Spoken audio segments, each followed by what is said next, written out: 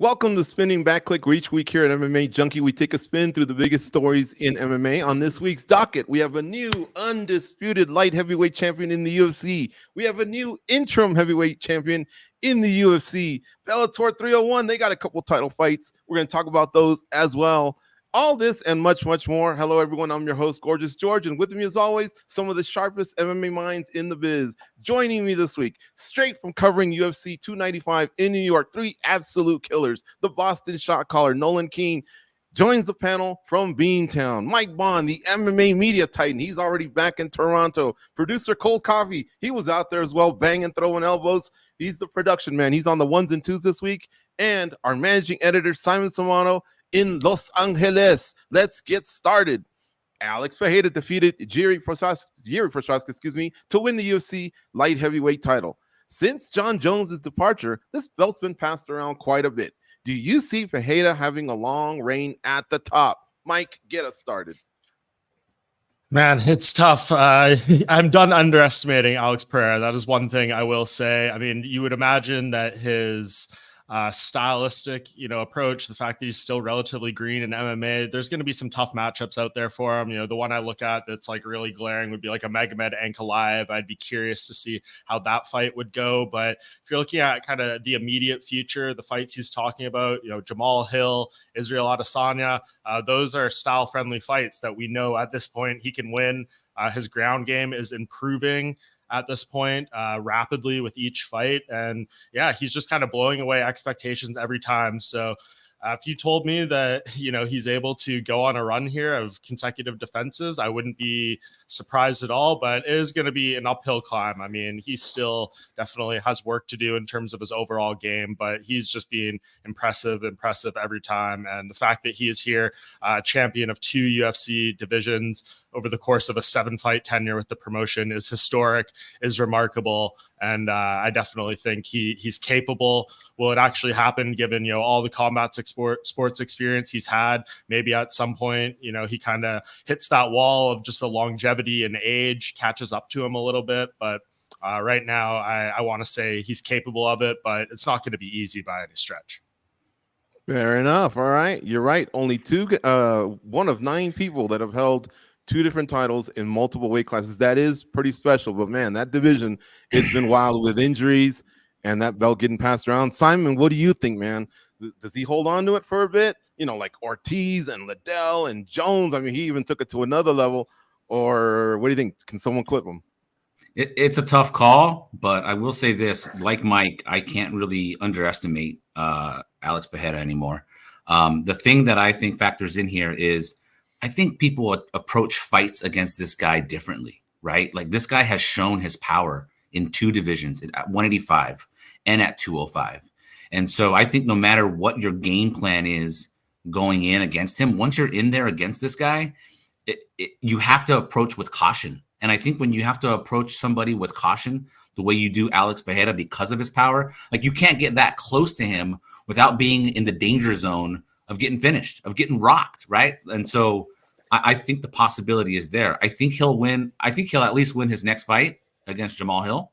After that, like Mike spelled out, it gets interesting. But again, some of it depends on how these guys enter those fights against Pereira. And so that to me is an X factor. Is he winning some sort of mental warfare even beforehand? Because this guy's got the look. He's got the resume building. He's got the power. You look at him up there with the walk-in right there. I mean, that walk-in, what is that? Exactly. Like that's the kind of stuff that I think Pereira just can be winning some mental warfare ahead of time. And so I think that factors in big time, and he could go on a long run because of something like that to go along with his power. Simon, what about the glaring hole though that he does have on the ground? Round 1 didn't go too well for him.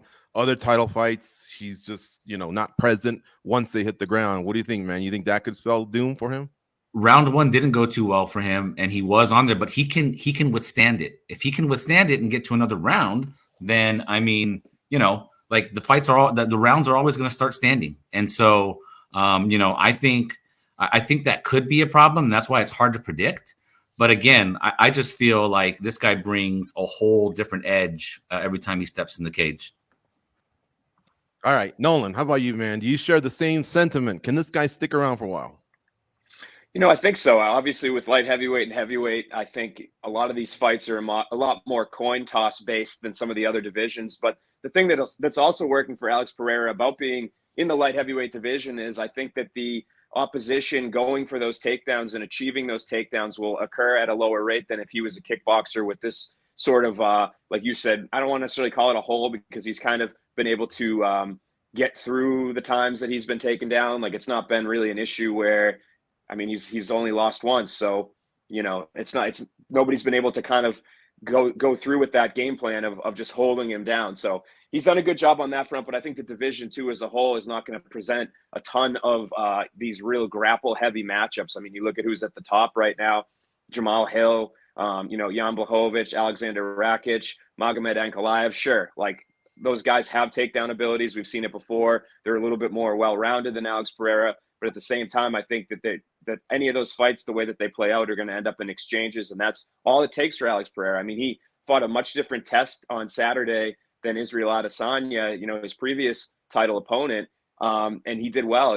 Sure, he got taken down there, but there were moments throughout that fight where he was looking like he was the aggressor. He was in control. He was one punch away from doing what he did, essentially. So I think that the division is very friendly for him and his style. And I think, honestly, looking at the landscape right now, he could definitely, maintain this for a bit. All right, good stuff from Nolan King. And guess what? We have a special guest that's going to join the panel all the way from the UK. It's John Gooden, UFC play-by-play announcer and also host. Welcome, John, to Spinning Back Clique. Let's get right into it, man. Did I overstep my bounds? I know you're decorated when it comes to Brazilian Jiu-Jitsu. I think he's got a hole there on the ground. What do you think?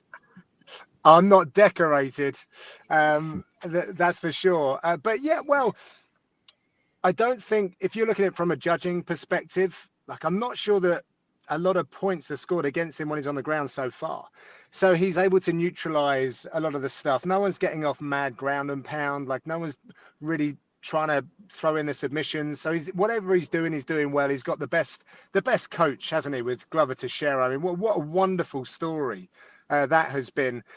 So yeah, but I do feel like Nolan was saying, it's I agreed with a lot of the same, but there's a lot of guys coming up. I just wonder how long Alex will stick around for, because he's been doing this a little while. So guys like Azamat, he's someone who's coming up who will definitely bring some ferocity. Alexander Rakic, for me, I know he's been mentioned. He can take you down. I mean, ask Anthony Smith. So I'd like to see how that goes and Ankalaev. But yes, it's an interesting one. It really is. But I do see him. He keeps surprising me, and it sounds like a lot of other people as well. I can see him holding on to this belt for a little bit. Mm-hmm. All right. Well, let me ask you guys something here. At the end of the fight, obviously we were all thinking they're going to pivot towards Hill. Even Hill was thinking as much. He was there present at Madison Square Garden. But he uttered another name, Israel Adesanya. They've banged 4 times, twice in kickboxing, twice in MMA. Middleweight. Now this is occurring at the light heavyweight division. Do you guys have any type of interest in them bypassing Hill and going towards Adesanya? I mean, we've been treated to some doozies, so I want to get your guys' thoughts. We'll go right back to John Gooden. I'd really like to see the light heavyweight division get worked out a little bit. There's a lot of the same characters there, and I really feel like it needs some streamlining. Let's see. I mean, I'm really interested. I know I just said it, but I'm really interested to see the return of Rakic and see what he can do now, how he turns up. As I also mentioned, like we got guys like Azamat coming through, but otherwise, you got Anthony Smith just doesn't go anywhere. Jan is not going anywhere, but some of them are aging athletes. So let's see them have their opportunities. Let's get this worked out. It doesn't sound like Izzy wants to come back anytime soon. So let's put a pin in that. Let some of the guys work their way through in the light heavyweight division and see where the cards fall. Mike, you with John here on that one, or does the Izzy fight tempt you a little bit? If it made sense and they're willing to do it, yeah. But I think, I'm bring this up so often on the show. It's all about the timing, right? And for the timing for Israel Adesanya, it just doesn't seem on point right now. But you could also say the timing for Jamal Hill is a little bit up in the air too. Like he's still dealing with that, Achilles injury. We don't know exactly when he's going to be ready to go. And Alex made it pretty clear, both in the cage and at his post-fight press conference, that he wants to be active. He's not looking to wait 6-8 months to fight anyone. So I'm not really sure where that kind of leaves. I mean, if the UFC is obviously dead set on wanting him versus Jamal Hill, and we have to wait until the summer or something, then that's going to be what it is. But I think if Alex Pereira had his choice, he would fight, basically whoever, whenever. So I think that's when it's going to come down to for the timing. But yeah, the Israel thing just doesn't seem like it's got like a very clear path to it right now. Dana White saying, at the press conference, like, we probably wouldn't do that right away. Izzy would have to come up, maybe win a fight at 205 first, and then we would do that. So, if Israel had beat Sean Strickland, you could have done like a champion versus champion thing at 205. I know, like UFC 300, that would have been massive stuff. But with the loss to Strickland, him wanting to take seemingly a considerable amount of time off, it just doesn't seem like it's in the cards right now. Simon Samano, what are your thoughts, man? Do you lean more towards that MMA trilogy, or you want to freshen things up? I'm mixed. I mean, because I see the appeal of a trilogy with Adesanya, but at the same time, though, I'd like to keep this sport as merit-based as possible, even though this sport isn't always merit-based, right? And so if we've got a guy who was the light heavyweight champion who vacated, then yeah, I'm all for seeing that fight next. I'm all for seeing Pereira go up against Jamal Hill. And then let things work itself out from there. But again, if the timing doesn't work out, because time is really not on Pereira's side, right? He's up there in age. So I almost would like to let him sort of dictate, like, what does he want to do next? Adesanya's side, because I just don't think that's going to happen, right? Is he's going to take his time off? I don't think he's going to be lured back into a light heavyweight bout. Like, he needs that time. But if Pereira wants to fight, like in say April, I mean, we're through March, right, with our main events. Maybe he gets on as a co-main event somewhere. But I mean, if he wants to fight in April, and if Jamal Hill's not ready, yeah, I mean, we can see who could be next. But I would lean towards seeing him defend against the guys that are in the top of the division. All right, Nolan, I'll put it to you like this, man. I feel like Izzy versus Pereira is like Boston versus New York. If Simon was here, if it was his turn again, I'd say the Niners and the Cowboys, right? It's something special, and that's why I really started thinking about it, like, man, maybe this does make sense. Well, what say you? Yeah, I mean, it's Izzy and Pereira is in that rare category for me where it's like I could watch them fight a million times and I'd still be really into it. I think the fights we saw from them were great. The rivalry was really authentic. And, just when you think it's maybe starting to kind of fizzle out a bit, Alex Pereira speaks in English and tells Izzy to go to daddy. So it just continues. And it's a fight that I think we're going to have to see again at some point. I just think it's all about timing. Like, now is just definitely not the right time, unless there's, unless Hill's, Izzy miraculously wants to come back in short order and Hill's still hurt. There would have to be a lot of things that would be aligned for me to want to be on board with this fight right now. I think there'll be plenty of time going forward for this fight to happen again. But yeah, we got to see a new champion at 205 pounds. There's all these new tests for him. A lot of exciting style fights, even though even some of the guys that maybe we thought were a little bit out of the title picture have now kind of creeped back into that possibility because they have not fought the champion. So for me, great fight. I could watch it a million times, just not right now. All right, we're going to move on to the next topic, but I got to say this. My dad just texted me. He says the guy on the bottom in the green looks like Lionel Messi's stunt double. I get this all the time. I don't see it, but I get that so much now. I can't unsee it now. There he is. Because he's tiny. I mean, his footwork is something I've dreamt of for 40 years. But yeah, the Messi thing does make me giggle. All right, cool. Hey, look, after seeing Tom Aspinall's impressive win over Sergey Pavlovich, do you wish the Stipe fight and book Jones versus Aspinall instead? John or Messi, let's go with you. What do you think, man? Is that too big of a fight to get away from? I mean, you know what? When Dana said we have a recency bias sometimes in this sport, and it's easy to forget. And Stipe has done so much for the division, for the UFC, for mixed martial arts, that you want to give him that opportunity as early as possible. But you know, we sometimes overlook scheduling and the issues that we're facing with injuries and the likes. But conceptually, I would love to, like, I've been lucky enough to have those deeper meaningfuls with Tom, and he truly wants that fight with John Jones. It's not just a championship fight, is it? Something more than that when you're facing John Jones. I can't remember who said it earlier, but it was about Poatan, and there's a voodoo about certain characters. It's gotten the better of a lot of these fighters. I think that Tom wants to see if he can tackle that, as well as, you know, the technical ability, the bright lights and everything that goes with it. So, of course, as someone that's, you know, the best man must win, but I'm getting quite close to the Aspinall story. I'd love to see that fight. However, I can't get past what Stipe's given to the sport. He doesn't have a lot of time left. So I think it would be wonderful to see him versus John Jones. They both want it clearly. If we don't make it now, like, when does that happen? You know, we want everything right now. It's just not fair, is it? But there's just so many other factors, and what Mike was saying earlier, that feed into how this all shakes out. Mm-hmm. All right. How about you, Nolan, man? Stick with the plan. GOAT versus GOAT. Light heavyweight GOAT versus heavyweight GOAT. And let Aspinall either breathe, take some time and wait for the winner, or maybe get an interim title defense, or just reshuffle the deck. Jones versus Aspinall.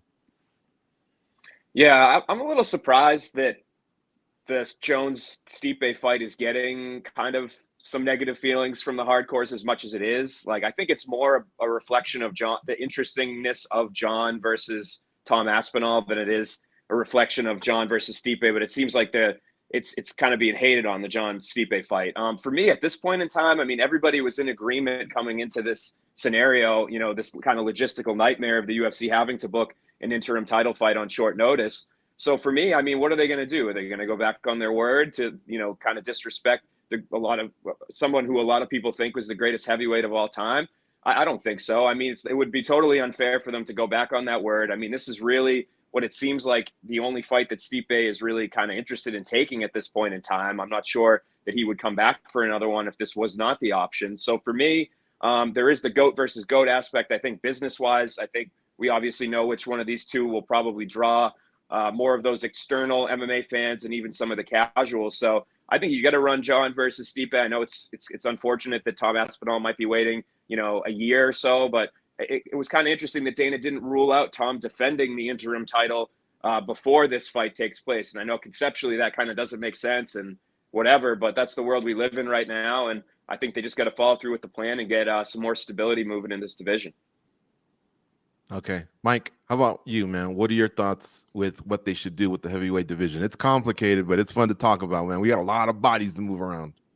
Yeah, it is complicated for sure. I tend to agree with kind of what Nolan said there in a lot of ways. I mean, we should have had John and Stipe on Saturday, right? And it's not Stipe's fault that didn't happen. He was there. He was in the crowd. I assume he would have been ready to fight if, you know, John Jones didn't suffer his injury. So that makes it really hard to take this back from him. But if you're just looking at it from like a, you know, I guess the hardcore MMA fan side, the significance of the sport, every day that goes by, a win for John Jones over Stipe feels like it's somewhat less meaningful. I mean, I know if at the end of John Jones's career, you just look at the resume and you look at the names on it, having Stipe on there is just going to elevate it for sure. But once you put like the context behind it, the fact that he'll be 41 years old when this fight happens, assuming there's no more delays and there's not another injury when it gets rescheduled or anything, it'll be like a 3-year layoff for him coming off a knockout loss, like almost 4+ years since he had won a fight. It definitely doesn't have the same, you know, cachet around the win if he had been, you know, taking the title from Stipe, or if he had been freshly removed from losing it, something like that, or coming off a big win. So that kind of, I think that's what takes the edge off it for a lot of people. We're not getting this fight in 2018. We're getting it in 2024. So that's what takes some of the edge. And then you have Tom Aspinall out there doing what he's been doing and looking absolutely spectacular and looking like he is the next generation of heavyweight. You know, something that, is even an enhanced version of what Stipe Miocic was in his prime in a lot of ways, if you kind of look at their skill sets. So yeah, like on paper, the Tom Aspinall fight is much more intriguing, but I understand the legacy element of it, all that stuff, why they want to move forward with it. And you kind of get to put those two names, Jones, Miocic, on the marquee. You know, we're doing our countdown of the greatest fighters in UFC history. They're both like top 10 guys. So I understand why it's a meaningful fight for the UFC to want to make. But when you put it in context, I understand some of the appeal being gone. Everything all the guys said, Simon, is so true, right? But isn't Dana the one that also says, hey, sticking around and waiting isn't always the best thing? We got to keep things moving forward. What are your thoughts? Yeah, I mean, I think Mike just hit a whole bunch of points there that I would have made. And so I can't go there anymore because he put it perfectly. I'll just add this, like the whole intrigue to me at this point with John Jones, can anybody beat him? And I don't, Stipe is not going to beat John Jones. I'll just say that now. I see that fight playing out. By the time they fight, he's 42 years old. He's, more than 3 years inactive. He's rusty for all the reasons. Like, I see John Jones outclassing him, over the course of 5 rounds or getting a finish. So to me, there's no appeal there of John Jones, of the threat of John Jones getting beat. The reason why we were intrigued, at least I was, by the Cyril Gane fight was because you thought Cyril Gane would have posed a threat. It didn't play out that way. John, dominated that fight and it was what it was. But the intrigue there was a great athlete in the cage with John Jones.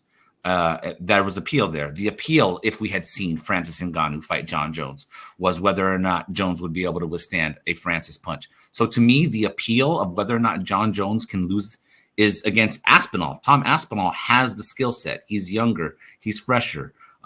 He deserves it, So, and it's not to say that Stipe doesn't deserve it. John made great points about all that Stipe has done, and I get that. But from a fan and a coverage standpoint, it's the Aspinall fight for me, just because I just don't see the appeal of John Jones. John Jones is not going to lose that fight to Stipe. Mm-hmm. Let me go back to John. John, let me paint you a picture, man. Wembley Stadium, you've seen an FA final, right? I mean, you get goosebumps just thinking about it. Or think back 5 years, Joshua versus Klitschko. Those walkouts, they're amazing. You guys really know how to do up a big show at Wembley Stadium. Thinking about all that, again, man, don't you just think this thing is just too massive to get away from now that they'll have that matchmaker meeting on Tuesday? Do you guys feed these guys some info? This is huge, I think. And I don't know. I think Miocic and Jones respect to both. I would have loved to have seen it this past Saturday. The cards didn't, they didn't shake out that way. What are your thoughts? Well, so what you said, there's a few things in that, right? So how long's Jones away till? It's the summertime before he comes back. So will Tom look to stick around, just for that fight all through the rest of the year? I don't know. I think he's young and he's quite active, but he's also business savvy. So that's a possibility. But then that comes into the realms of 300. So will the UFC relinquish a heavyweight title fight on that big week to Wembley Stadium in London? I don't know if they'll do that. So, but if you want me to talk to you about a Wembley Stadium thing, then of course, I would love that. It's quite near to where I live. So that's one thing. It would be nearer than any other UFC event that we have over here in the UK. But there are a lot of logistical issues with it to be the boring one to talk about it. And I'm very interested in Dana's idea that stadiums lose a bit of the atmosphere. Will we get the kind of atmosphere that I've experienced following my beloved Arsenal when I've gone down to FA Cup finals and the like? I don't know. I'd like to find out though, for sure. And as an MMA hardcore, who's been beating the drum over here about our beautiful sport for plus 15 years. I mean, what a crowning moment it would be. I mean, it, without sounding like a weirdo, it does actually make me a little emotional thinking about the fact that we could get a fight there.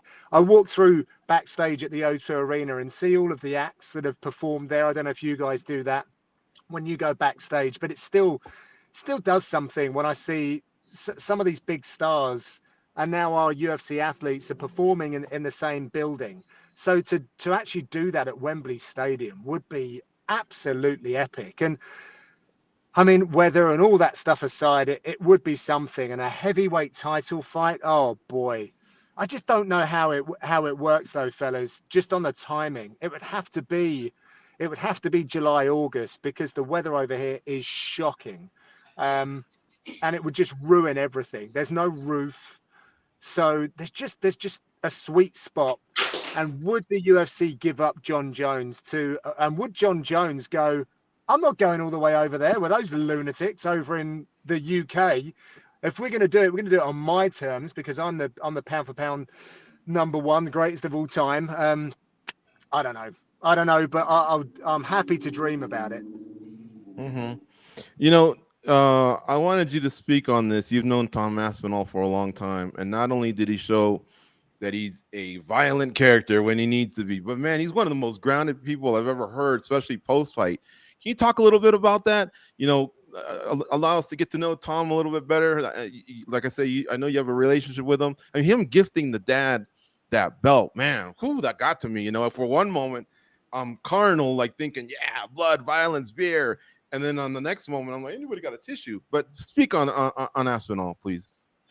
Well, it's going to sound like a big promo thing here, but I've done a bunch of stuff for UFC Fight Pass where my up close series, I did it back in 2019. I just done a recent one, but every time I've spoken at length or we've put Andy Aspinall on camera, I also did a little series called Coach Dad, where I spoke to a bunch of UFC fighters' dads, if you will, like Wonder Boy's dad, Jack Shaw's dad, and a couple of others, including Andy. And he's always had this very interesting perspective on the whole thing. We're all learning now that Andy got made redundant from a job in IT. He's clearly a very bright man. He dedicated his life to jiu-jitsu and his sons. He's got 2 sons, both on the combat sports journey, although his other son's not really interested in being a competitive MMA guy.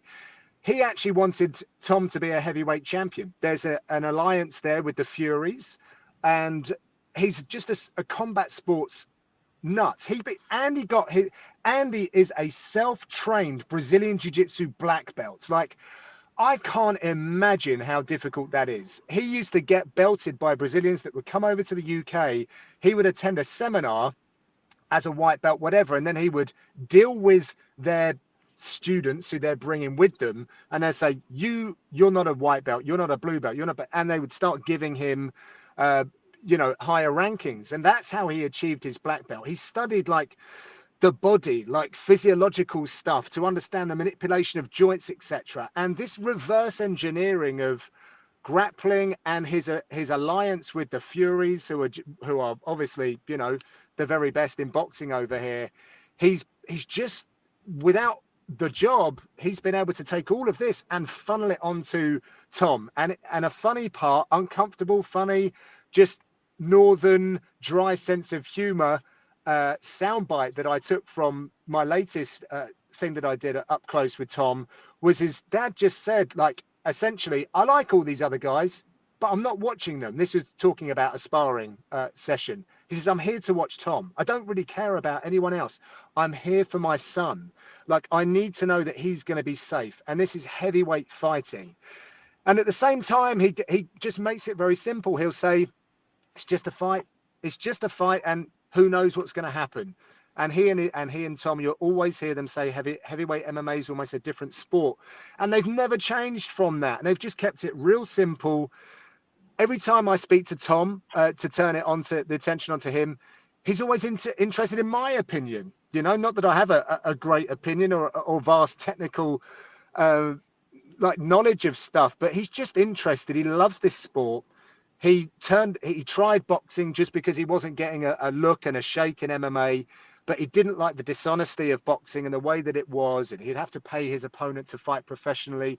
So he came back to MMA. Just the whole story just smacks. He loves this. He honestly loves martial arts and self-development, still willing to learn, has looked at the holes in his game, but he has been built brick by brick for this by his dad, alongside his brother, obviously with the help of others, like Colin Heron has been a part of the journey. Recently, Rico Verhoeven and the coaches over there. Oh God, I'm really sorry. I've forgotten his name. But yeah, it's just wholesome. It's wholesome stuff. And I'm so happy to see good people get this success. And to hear that Tom was carrying an injury going into that fight as well, it just makes it even more outstanding, because Sergey Pavlovich is a terrifying human being, a very dangerous one. He's not going anywhere, by the way. He's still in the conversation for sure. Heavyweight MMA UFC division is so exciting right now.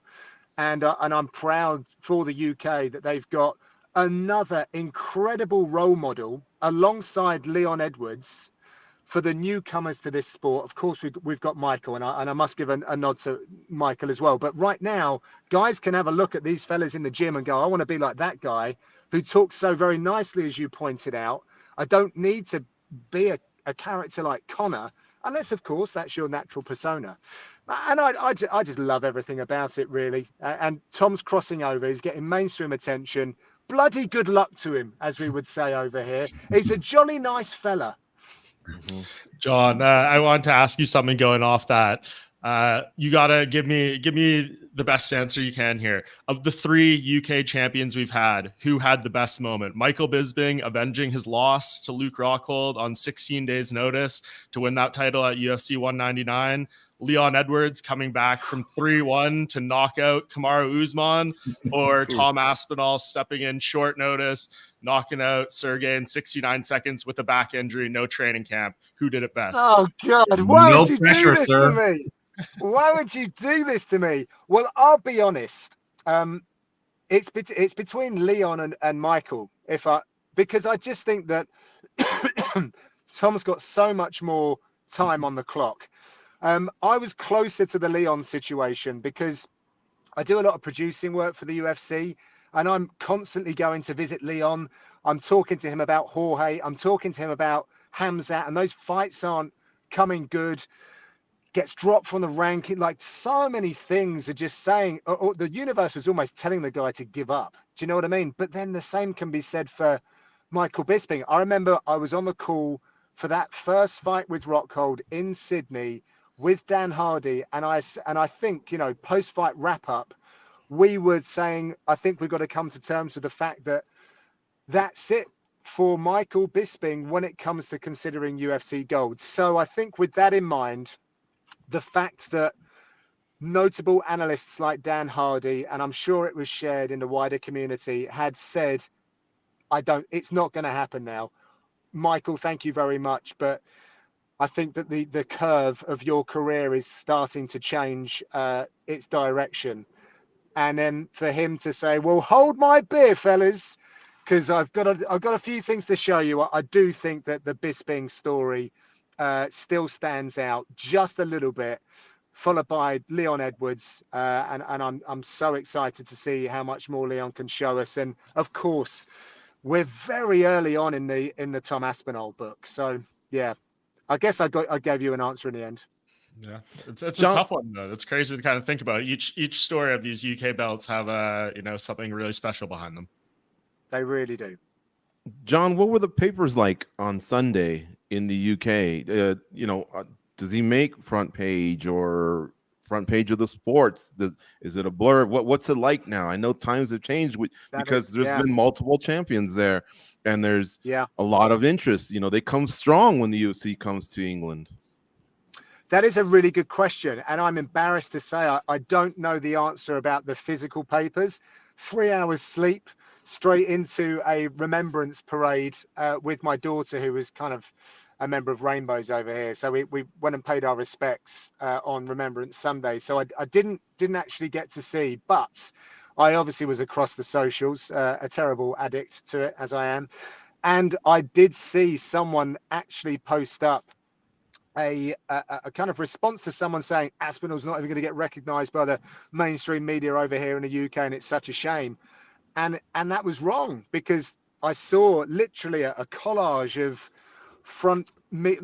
digital front page, if you will, with BBC, Sky Sports, various other media outlets that are noted over here, celebrating the fact that we have a heavyweight champion. So it goes back to Michael Bisping, fellas. It goes back to him, Dan Hardy, all of Ian Freeman to a certain extent as well.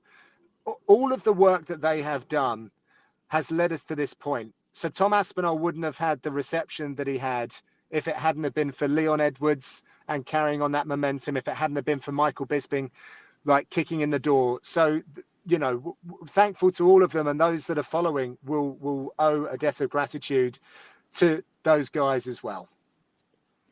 Yep, great call out with Ian Freeman. Yep, I love that guy. Thank you, John, for joining us here on Spinning Back Clique. We'd love to have you back.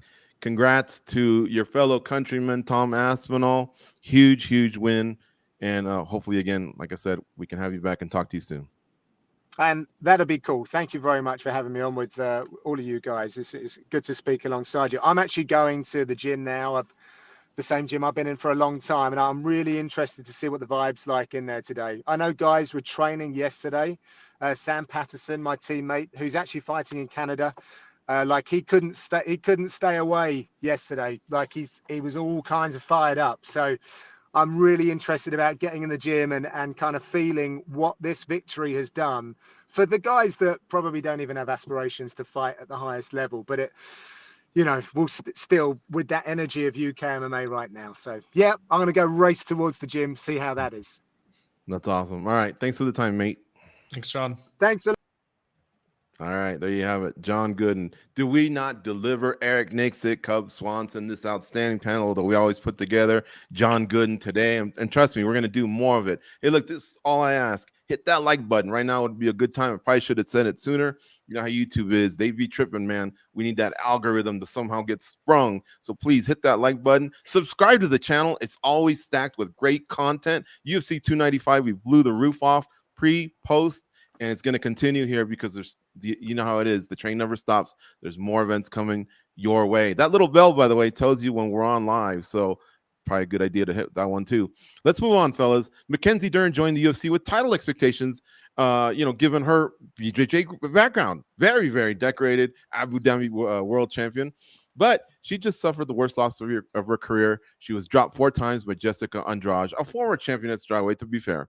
But has the ship officially sailed on Dern, meeting those title expectations, or do you still believe in her? Nolan, let's go to you, man.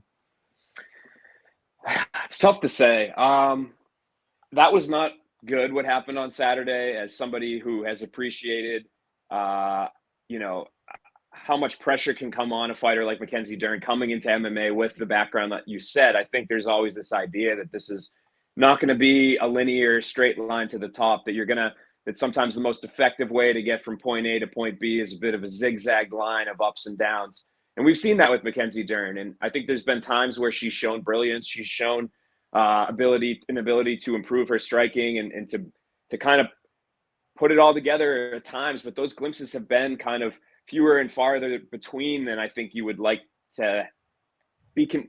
In order for me to convince myself that we're moving in the right direction, I think need more consistency, and we didn't get that on Saturday. You know, it was a pretty one-sided fight. I know Dern landed some hard punches as well, but it was more. It seemed kind of out of desperation. It seemed like any sort of grounding ability in terms of like taking a step back and resetting kind of went out the window, and it was just. When times got tough, there were bombs being thrown. So there was a lot that I think she should go back. You know, she will go back and learn from and improve from. And I'm sure we haven't seen the last of her. I think she needs to get her training situation figured out. I'm not really sure exactly what's going on there as well. But weird times for Mackenzie Dern. I'm not willing to totally write her off yet. I think sometimes we're too quick to do that. I mean, look at Jessica Andrade, right? People were writing her off as probably a week ago. So, not a good sign for Mackenzie Dern, not what you want to see, but this is MMA and she's still figuring it out. And I do think the training situation might have something to do with it. Mm-hmm. Yeah, all right. Great points there by Nolan King. Sky Vizen in the chat room. Sky Vizen El Daddy says, Parabéns, Andrade, which means congratulations in Portuguese. Dern's still there. Bad game plan for sure. Joseph Boza says, sorry, King James says, Dern's too big. Never mind. All right, let's go to Mike. What do you think?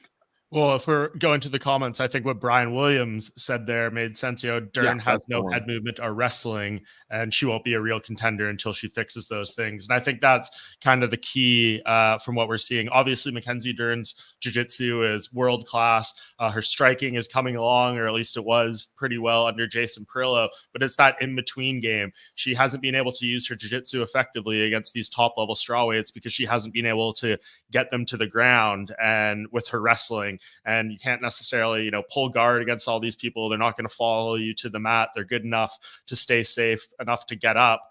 So if she's not able to take people down and get top control, she's going to be stuck striking. And if you're fighting someone who's clearly levels above you, like Jessica Andrade, who has that power, you're going to get results like we got on Saturday. So in theory, the work that she went and did with Henry Cejudo sounded good.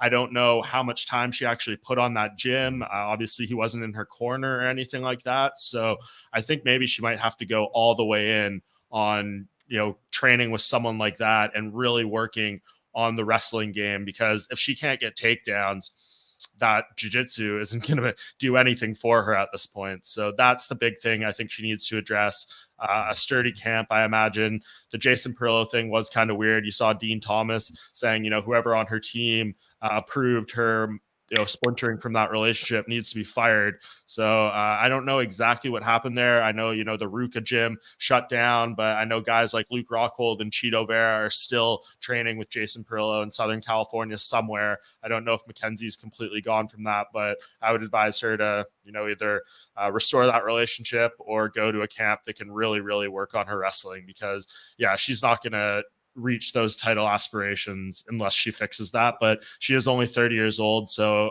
I agree with Nolan in the sense that there is still time. Good stuff. And Simon, Nolan used the term zigzag, careers that zigzag. That kind of happened with Michael Bisping, like John Gooden pointed out. So the title aspirations might be there, just might be the long road.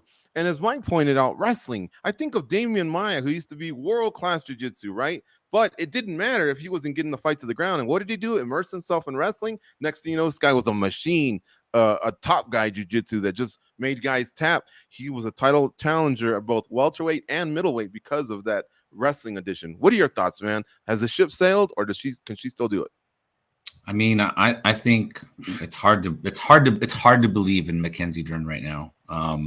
She came in with such a decorated background in BJJ, and there's no question about her ability on the mat.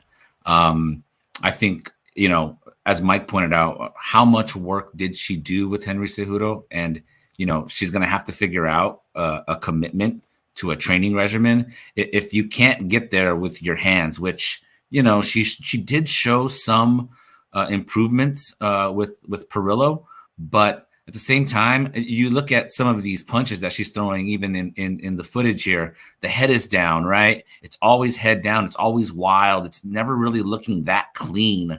And she's just never really developed that crisp striking. It might be good enough to hang in some moments, but really, honestly, maybe the focus needs to be on wrestling so you can get that fight down to the ground, because that's where she is her strongest. And so working with Henry Cejudo on a more intense, lengthy basis, that might be the best thing for her, to be honest. All right, Simon, I know you'll be leaving us in a second, so let me lob one more your way before you bounce. How about Jessica Andrade? Fought 5 times this year. She went 2-3. But do you still consider a title challenger? She's a former champion at strawweight, a title challenger at flyweight, a respected bantamweight. She had a decent career there as well. Do you see her more as a gatekeeper towards those that want to get to the title, or an actual title challenger? I see Jessica Andrade as a gatekeeper at this point. If she's willing to fight as often as she is, I mean, look, she had a great. It was a great performance on Saturday night. But if she's willing to fight as often as she is, which 5 times this year, you can't really be a legit title contender if you're not really giving yourself the training camps, to prepare for fights. You're really just willing to go in there and bang, which credit to her, I mean, it's one of the reasons why we love her as a fighter at this point. And she usually delivers great, exciting fights, and she'll be competitive in all of them, I think. But, for the most part, like, I think she's good enough to beat someone like Dern, who lacks in the stand-up and who's still figuring things out. But there are fighters ahead of her and fighters that are coming up that I think, will be, they will get a lot of experience from fighting her. So I see her more as a gatekeeper more than a title contender at this point. Mike and Nolan, either one of you guys want to chime in? Do you guys agree with Simon? To be fair, her 3 losses, I believe, were Blanchfield, Tatiana Suarez. I mean, those are some killers too. What do you think? You guys with Simon, or you disagree? I think those are fighters on the way up. Those are fighters coming up, and like she's the gatekeeper for those fighters. Okay. Right. Yeah, I mean, looking at it, like that's the number 2 contender at flyweight, number 3 at strawweight, and number 2 at strawweight. So it's kind of tough to tell.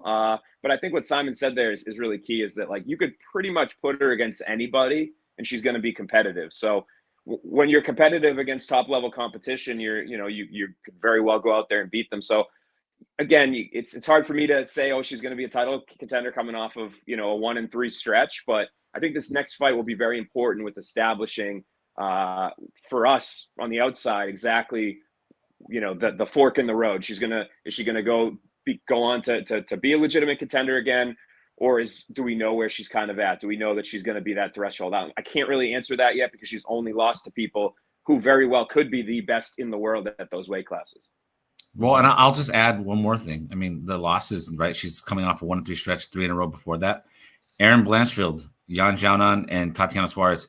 She was the biggest win of all 3 of those girls' careers. That's how we view it, right? So that's literally the definition of a gatekeeper. If Mackenzie Dern had beat her, it would have been the biggest win of Mackenzie Dern's career. I mean, that's where she's at right now. Yeah, I agree with these guys. Not too much more to add. Just did want to circle back with one thing I said. As far as Mackenzie's wrestling, I just looked it up while we were talking. Her last 5 fights, she's 6 for 37 on takedown attempts and has a 14% takedown accuracy during her entire UFC career. So that just isn't obviously going to cut it at this point if you want to be the very elite and kind of use that jiu-jitsu game and rise to the top in this division. So it's something that absolutely needs to be addressed for her. Yeah. All right. Simon, I know you got to go, so we'll let you go. Thanks for joining us on Spinning Back Clique. And we'll be joined by Goes from MMA Junkie Radio here in just a sec. So let's get to the next question. Goes knows the game plan. Earlier this week, 3 massive title fights were announced by UFC President Dana White. In January, it's Sean Strickland versus Dricus du Plessis in Toronto, Canada, Mike's hometown. In February, Alex Volkanovski, he defends against Ilia Topuria. Not sure the location. Somebody told me Cali, maybe. I don't know. Don't buy your tickets yet. March, Sean O'Malley defends against Marlon Vera. Traditionally, UFC's in Las Vegas. But with UFC 300 after that, I don't know. I don't know how that shakes up. But what I want to know is, did the UFC get it right or did they miss the boat? Let's go back to Mike on this one. I think for the most part, they did get these right. I guess if we're kind of starting in order there was a lot of concern, I guess, about Dricus du Plessis getting passed over for his title shot after what happened in Sydney and him, choosing not to fight Israel Adesanya on that card and Sean Strickland stepping in. Dana White made it seem like he was going to have to fight again. They weren't thrilled with him, but when the time for the announcement came, he was the guy, and I assume that has to do with Khamzat Chimaev's hand injury and the fact that maybe they weren't able to get this date done in that regard. So I think that is the right fight. And even if Khamzat was healthy, Dricus is the more deserving contender. I mean, beating Robert Whittaker the way he did is 100% deserving of a title shot. That was pegged as a title eliminator. He already had it against Izzy. So I'm glad things went right in that regard.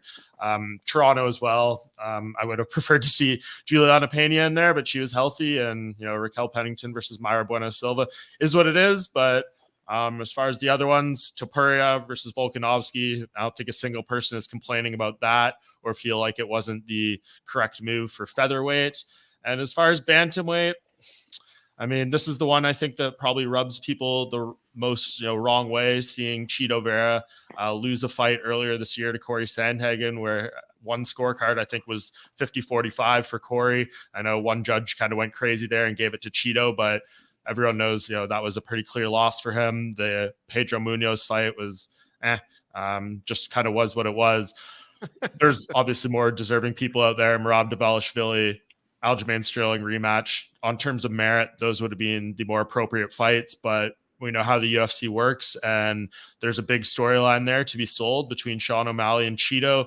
Sean's only loss, whether he wants to acknowledge it or not, it is a defeat on his record. He lost that fight, and being able to run this back and give him a chance to further elevate that growing star power that he has. He can really claim to be undefeated at that point, and having avenged his only loss, that would be huge. And that's a great way to market him. So I get why they did the fight. Merit based, not the move I would have done, but in terms of selling something to the audience, O'Malley versus Cheeto is, a big ticket fight. All right, goes. Welcome to this week's Spinning Back Clique. Let me ask you like this: thumbs up or thumbs down? Strickland versus Duplessis. Thumbs up. Volkanovski versus Taporia. Thumbs up. O'Malley versus Vera. Sideways. Does that count? All right, expand, goes. Expand. What don't you like here? Well, a little bit of what Mike was saying, and I feel like it wasn't that long ago that we were all on the verge of anointing Aljamain Sterling as possibly the bantamweight GOAT, and then he drops back like this far. I think this all started at the end of his last fight. I think he should have laid the foundation for getting a rematch right at that moment, and I think he was just a little too chill and waited a little too long, let all this other stuff start to fester, because you absolutely know that Cheeto Vera was waiting in the wings and was salivating at this opportunity. And I think we all kind of were left with that feeling that this is the road they were going to go. And so it's not all too shocking when you see it. But are there people that deserve it that could possibly be ahead of him? I do think that is possible. But this isn't the biggest slap in the face that we have ever gotten. I think for the most part, you got to kind of give a little clap to the UFC. I think it all worked out. Just out of curiosity, in the chat room says Merab needs the title shot. Let's pivot to Nolan King, who actually caught up with Merab Dvalishvili in New York. What are your thoughts? I mean, first, are you okay with the first two? I think that's a clear number one contender in both divisions, right? Yeah, 100%. Merab, man. It's hard listening to Merab speak and not agree with him. You know what I mean? It's hard to listen to him speak and not agree with what he's saying based on merit. It's hard to argue with the resume. He's won 9 fights in a row. He's coming off of wins over Jose Aldo and Piotr Jan. Whereas Cheeto Vera, like Mike said, 2 fights ago, suffered a pretty lopsided decision loss to Corey Sandhagen. So I get it. We talked about this earlier with John and Stipe, and how the business side of things really dictates, what goes on. But I also don't necessarily think that sort of rivalry is on the same level or brings in the same amount of eyeballs as, say, Stipe Miocic does to the John Jones matchup. So for me, I think the UFC, it's tough when they jump over all these people, in the rankings and give it to someone that has beef with the champion. I don't think that it was necessarily, and this isn't a knock on Cheeto Vera. He's a great fighter. Who knows if he had won one more contender fight, like we could be sitting here saying he should get the next shot. So on all fronts. So this is a game of inches. But for me, I think Merab, pretty clear-cut number one contender. I think after his last fight against Jan and just how dominant that was, I think there was a lot of buzz, a lot of excitement, a lot of surprise about that sort of pace being put on for 5 rounds. And I do think that the stylistic matchup is very poor for O'Malley. So it's kind of tough when you wonder if the promotion, if that part of it plays into the promotion's decision-making. Like, we know we have a superstar, so let's wait a little bit to give him somebody that is, and I'm not saying O'Malley can't win either. I'm just saying, how much did that play in? How much did Merab's style and, abilities and cardio and wrestling, how much did that play into the UFC wanting to perhaps ride the O'Malley wave a little bit longer? That's certainly what Merab seems to think, and I can't say it's not true. So for me, it's an unfortunate, situation where we have a division that is going to have worthy contenders now, potentially eliminating each other. Bantamweight's really strong, so it's kind of inevitable anyway, but I just felt like the O'Malley-Merab fight would be more interesting to us hardcores, and there was a little bit of heat. I mean, who can forget about the jacket, and as well as O'Malley beating Merab's good friend. Yes. So for me, I would have gone with O'Malley-Merab based on merit, but we know that's not always the way things work. The jacket was money. That's right. Nolan's interview, you can catch it on our YouTube channel. Yet another reason to subscribe, folks. And did you see the work that Mike Bond did in Saudi Arabia? He caught up with everybody. So all that is gold, and it's on our YouTube channel. Hit that like button. to help us out here. Hit that subscribe button so you can see all that. And that little bell again tells you when we're on live. Mike, and right after this as well, once this show ends, we'll be dropping a new interview with Dustin Poirier that we did in New York. So check out the channel. That'll be up there in the next few minutes once we wrap. Yep. Love always hearing from the Diamond. Folks, also on Thursday, we have a special edition of Spinning Back Clique. Us four, along with Simon, who you saw earlier, and a lot of the Junkie team, most of the Junkie team, we're all going to get together and discuss the 30 greatest fighters in UFC history. Obviously, you've seen us unpack from 30 to 1 as a collective unit. This time, we kind of get to defend our own picks because it was a scoring system, right? So there'll be a few disagreements. There'll be some lively discussion, some ball busting. It'll be fun. Noon Eastern, 9 a.m. Pacific. Check it out this Thursday. Another Spinning Back Clique. All right, guys, let's move on to this, though. Bellator 301. It takes place this weekend. It's on Friday, to be exact. Pretty stacked card with lots of their top fighters competing.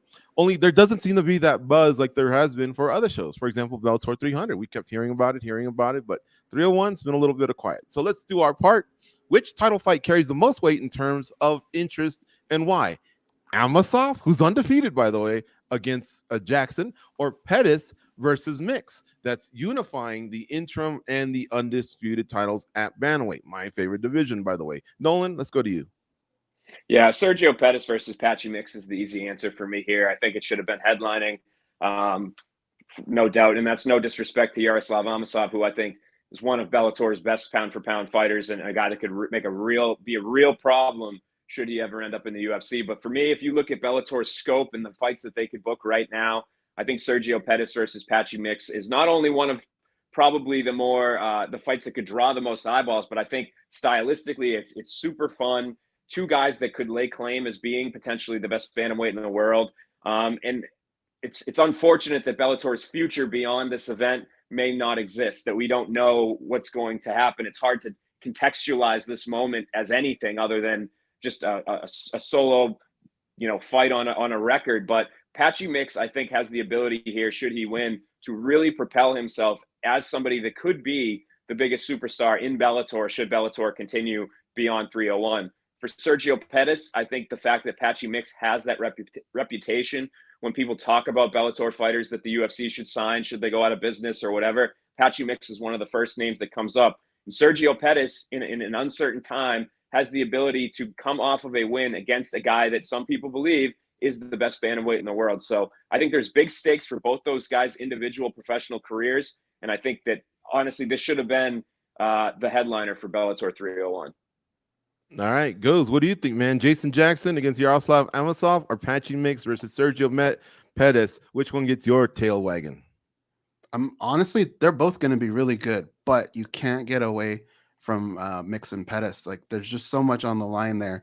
And when you really break down that fight, if I were to tell you Mix won by submission or knockout or decision, or if we flipped it the other way and said Pettis did the same, like, all of those outcomes are on the table here. That's how well-rounded both of these guys are. And I think that's what's the making of a really good fight. And you have that in this. And on top of that, just kind of settling things. I agree with Nolan. I think this should have been the main event. It's definitely got my interest, and I think it's going to be probably the fight of the night. It's going to be great. And we spoke to Patchy Mix not too long ago, and he is giving Pettis all kinds of credit. Both guys are really dialed in for this fight. I'm fired up over that one. Mike, is it unanimous or are you going the other way? Yeah, I'm inclined. I mean, that's on paper the best fight. I understand Amosov. I mean, he might be the best welterweight in the world right now, for all we know. But Jason Jackson, for all the good things he's kind of done in recent performances and stuff, he just doesn't command that intrigue yet as far as his fighting style and his personality and all that stuff. So Pettis versus Mix is the one that stands out, but I don't want to, overshadow the lightweight Grand Prix semifinal between Pitbull and Shibley, right? Because what does that fight even mean now? Like, with the thing that happened with Usman Nurmagomedov, testing positive for seemingly a prescribed medication. I know there's people out there hating on him, saying it was like a PED and all that stuff. Everyone on the other side of it seems to feel this was more of a situation of negligence than cheating, but regardless, he is suspended for 6 months by the California Commission, and that leaves even more mystery around this entire Grand Prix. Is it going to be finished Is he going to be part of it? Is there going to be a company around to conclude it? So it's kind of interesting. We go into a semifinal bout here when the winner should be going into a championship fight where we don't even know what the status of the champion or the organization is. So that's kind of interesting from an outsider as well. Yeah, that's true. Usman Nurmagomedov is their undisputed lightweight champion. He's defending as he's participating in the Grand Prix. So he's a finalist. Shabali Pitbull winner gets Usman, except it wouldn't happen for 6 months because of what Mike just pointed out. And so let me just ask this question to Nolan. You're pretty close to the Bellator organization. What answers do you want? Or sorry, yeah. What are the answers that you want some clarification at this weekend with Bellator if Scott Coker does give some time to the media? Man, there's just so much in the air. Yeah, I mean, I guess the question to ask, and maybe our editor Matt Erickson will ask this, I'm sure he will there be a Bellator 302? I mean, that's really how imminent the unknown is, right? Like, we had it lurking around for a while. This event, was it going to happen? Was it not? But there was always a couple, right? There was 299, there was 300, 301. Now there's no 302. We're in November 13th. I mean, you would think that they would be closing out the year as they usually do, one event per month with the December event. Doesn't seem like that's happening. So for me, there's so many questions. There's way more questions than answers, but really it's just, what is going on? I don't think we have any sort of semblance of this. And it was interesting actually to see Bellator executive Mike Hogan kind of say that, we're going to be doing a rematch next between Usman and Primus, which if Usman's out 6 months from the time of his test, and then we have to delay this Grand Prix. I don't know exactly what is in store for them. Will Bellator, even if it's purchased by PFL, run coinciding for a while? We don't know. So just any sort of clarity, anything that's beyond like, oh, there's talks, anything, any details. I feel like we've been stuck in this one point in time, Yeah, I hear you, man. All right, look, we're already a little bit over, but we took the time to write out these questions, so we're going to blast through them. This one's for you, goes Alex Pereira. He's the 9th fighter to win 2 titles in 2 divisions, but he did it faster than anyone else. That makes him the best of the 2-time division winners of all time, or is that an overreaction? What do you think? It's a big overreaction. I think if you look at it, there's so much more that goes into that situation. So for me, yeah, we still every time we have a Pereira fight, we're still kind of like breaking down a few deficiencies that he may have in his game. So it's way too early for that. Mm-hmm. Who comes out, immediately in your mind as done it better, I guess?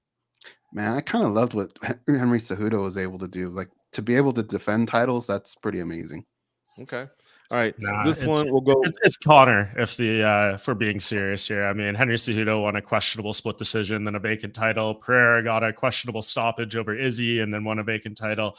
Conor McGregor knocked out Jose Aldo in 13 seconds, and then destroyed Eddie Alvarez in maybe the most amazing title fight performance ever. So it's Connor.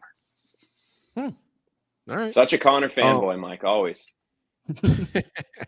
5 fights, 5 finishes. Did the UFC 295 produce the best main card of the year, Mike?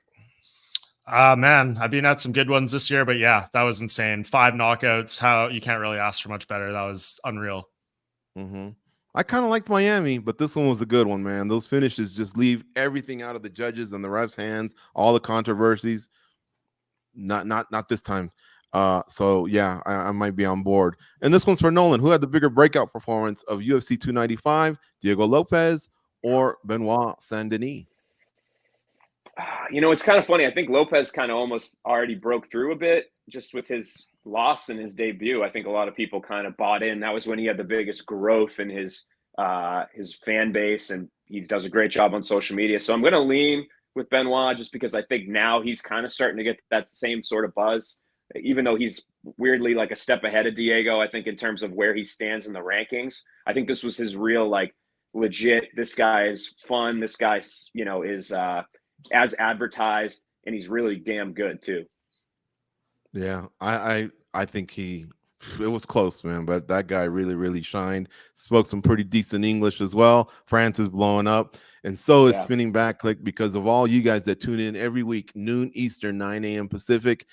You can always count on it. It's live now. It used to be tape recorded, but it's live on Mondays. So again, hit the like and subscribe. That way you know exactly what's going on with the channel. Like Mike said, Dustin Diamond Poirier interview is going to be dropping as soon as we're done here. And don't forget that on Thursday, we have Spinning Back Clique, a special edition, noon Eastern, 9 a.m. Pacific. We're going to unpack the 30 greatest fighters in history with the whole team over at MMA Junkie. It's going to be really, really fun. I hope you don't miss it. Thank you for tuning in. As always, go out and be a champion. Take care, everybody.